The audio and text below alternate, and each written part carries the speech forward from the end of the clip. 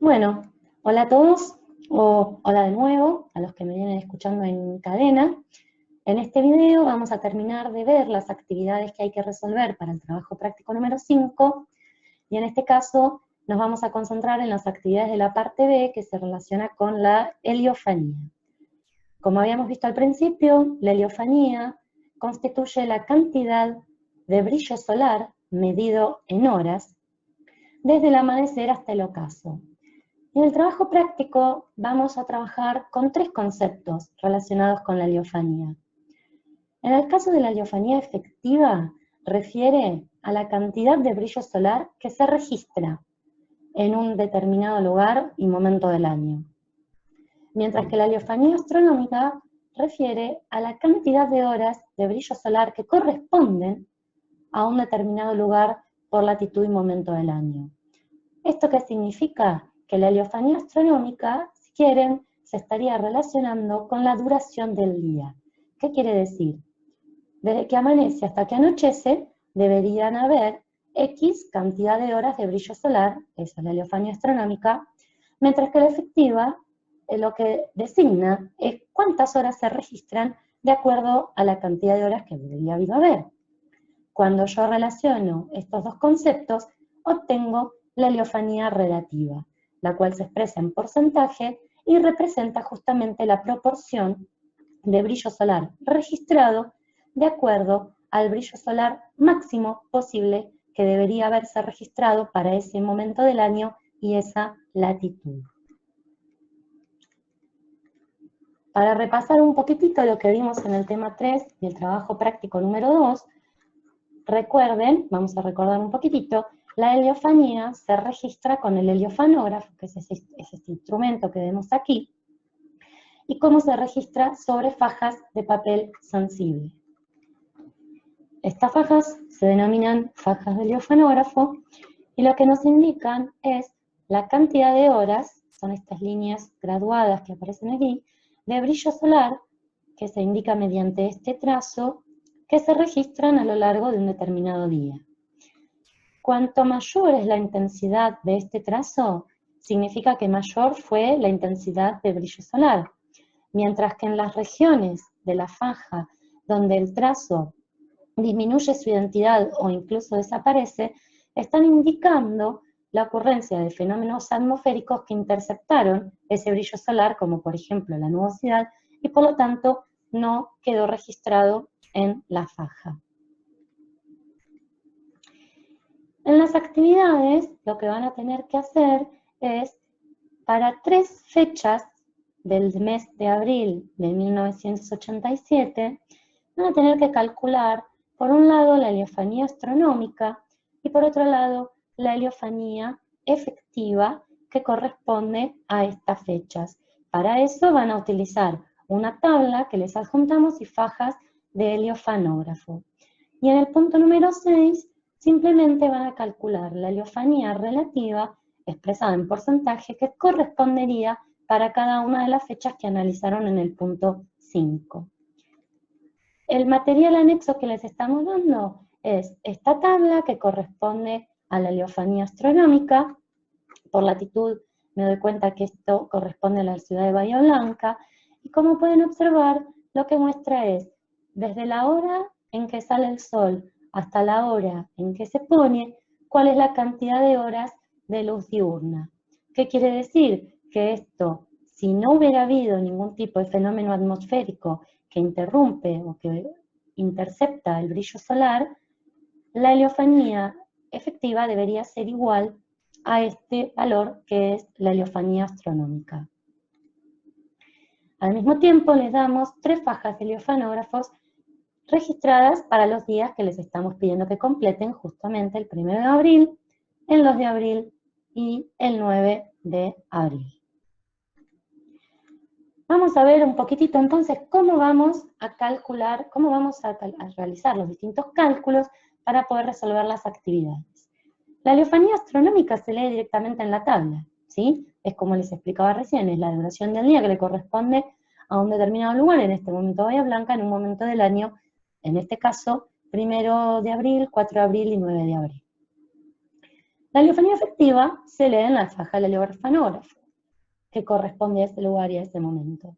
Entonces, vamos a ver un poquitito con esta faja de ejemplo cómo haríamos para leer justamente la cantidad de brillo solar que se registró en una determinada fecha. Como les decía, en la faja del heliofanógrafo ustedes ven que tienen graduadas con estas líneas más largas todas las horas, ¿sí? Estas líneas más largas lo que hacen es delimitar cada una de las horas, y las líneas más cortas, media hora. Entonces, la manera más fácil de realizar esto es siempre tratar de contar primero a cuántas horas equivale el trazo más largo que yo veo. En este caso del ejemplo, yo veo que este trazo, ¿sí?, se registra a lo largo de 8 horas 30 minutos. Fíjense, 1, 2, 3, 4, 5, 6, 7, 8 y media. Ahora, la parte donde se complica un poquito es cuando tengo estos pequeños trazos discontinuos que no coinciden necesariamente con una hora entera, o en el caso eventual donde el trazo más continuo y más largo no coincide o sobrepasa las líneas que marcan justamente la diferencia de hora o de cada media hora. ¿Cómo voy a hacer entonces para calcular a cuántas horas o minutos equivalen estos trazos discontinuos? Sabiendo que la separación entre las dos líneas más grandes es igual a 1 hora, y midiendo cuánto mide justamente esa separación. Para eso tengan cuidado, no usen la medida que me va a dar a mí ahora, porque eso va a depender, esta medida va a depender de en qué formato soporte ustedes estén leyendo las fajas de heliofanógrafo cuando trabajen, ¿sí?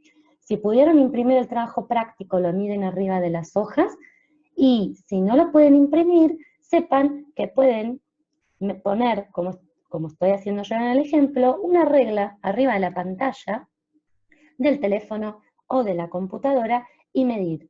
Eso sí, si lo hacen arriba de la pantalla, ya sea de la computadora o del teléfono, presten atención a no hacer zoom mientras están midiendo, porque un zoom para arriba o para abajo les va a modificar, obviamente, este valor de cuánto mide en milímetros la separación entre ambas líneas.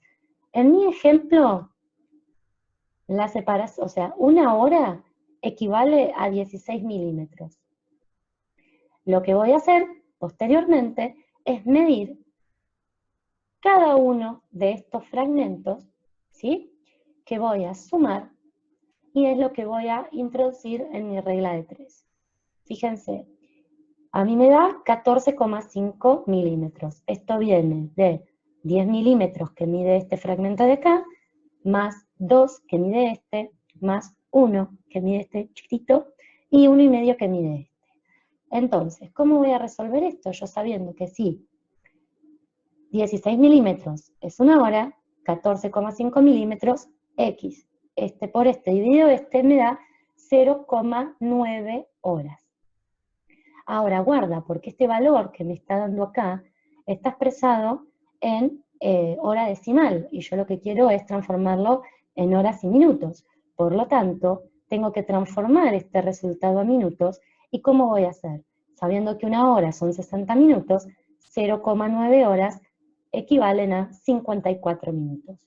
Por lo tanto, para terminar de calcular la heliofanía efectiva, voy a tener que sumar los minutos, en este caso, a los que corresponden cada uno de estos pequeños fragmentos, la suma de todos estos fragmentos, más lo que ya había identificado del fragmento grande. O sea, en este ejemplo, la heliofanía efectiva es igual a 9 horas 24 minutos. Y esto surge de sumar 8 horas 30 minutos más los 54 minutos que obtuve de la suma de todos los fragmentitos que quedaban sin contar. Y por último, lo que nos va a quedar es calcular la heliofanía relativa. Imagínense que la heliofanía astronómica, para el ejemplo que les mostré recién, era de 11 horas 31 minutos. La heliofanía efectiva, que medí, que conté, es de 9 horas 24 minutos. Entonces, ¿cómo voy a llegar? ¿Cómo voy a calcular la proporción que representa 9 horas 24 en relación a 11 horas 31 que hubieran debido haber? Para eso voy a seguir, como en el ejemplo anterior, utilizando reglas de 3 simples. Yo sé que la heliofanía astronómica es al 100%. ¿Qué quiere decir? Nunca va a poder registrarse una heliofanía efectiva mayor que la máxima posible por latitud y momento del año. Entonces, la heliofanía astronómica siendo al 100%, la heliofanía efectiva va a ser mi X. Transformado a los valores, 11 horas 31 minutos es mi 100%, 9 horas 24 minutos van a corresponder a 81,7%. ¿Sí? Este por este dividido este. Y acá, cuidado con las unidades. Como yo en este momento estoy dividiendo horas por horas, las unidades se me pierden. No sería un minuto, no sería necesario transformar estos valores a grados, por ejemplo, si estuviera utilizando la calculadora científica.